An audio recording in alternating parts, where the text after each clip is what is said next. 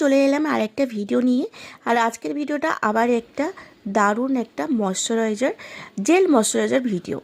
এটি হলো মোদি কেয়ারের ফরেস্ট নেক্টার রেঞ্জের ওদের জেল ময়শ্চারাইজার। মূলত এটি একটি প্রিমিয়াম স্কিন কেয়ার প্রোডাক্ট। এটি ত্বকে আভিজাত্য ছোঁয়া দেওয়ার পাশাপাশি গভীর আর্দ্রতা যোগাতে সাহায্য করে।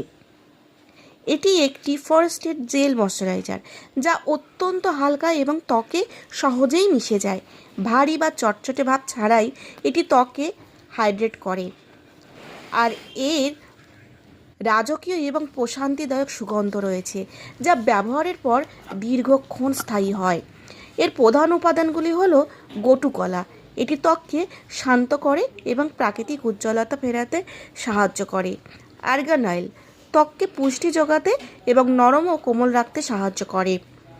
আর আছে যষ্টি মধু, ত্বকের দাগ ছোপ কমাতে এবং ত্বক উজ্জ্বল করতে কার্যকর। গ্লিসারিন ও হায়ালুরনিক অ্যাসিড এগুলো ত্বককে ভেতর থেকে হাইড্রেট রাখে।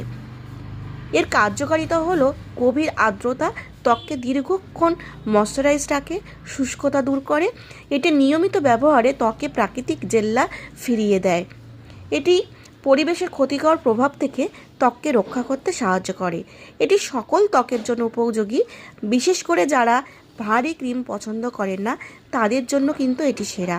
এটা সব ধরনের ত্বকের জন্য ব্যবহার করা যায়। এটি দিনে এবং রাতে যদি দুবার ব্যবহার করা যায় তাহলে কিন্তু খুব ভালো ফল পাওয়া যায় না।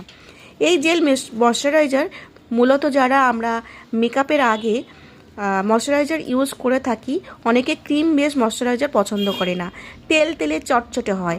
কিন্তু এই জেল বেস ময়শ্চারাইজারটা এত সুন্দর ত্বকে মিশে যায়, ভীষণ হালকা।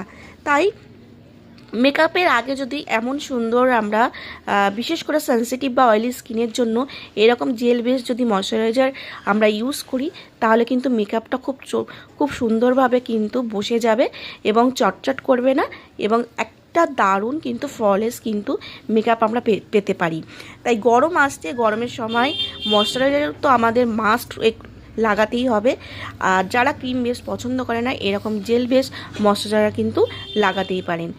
এত সুন্দর একটা প্রিমিয়াম রেঞ্জের ময়শ্চারাইজার আপনারা কিন্তু বেছে নিতে পারেন। এটা একদম বেস্ট ময়শ্চারাইজার।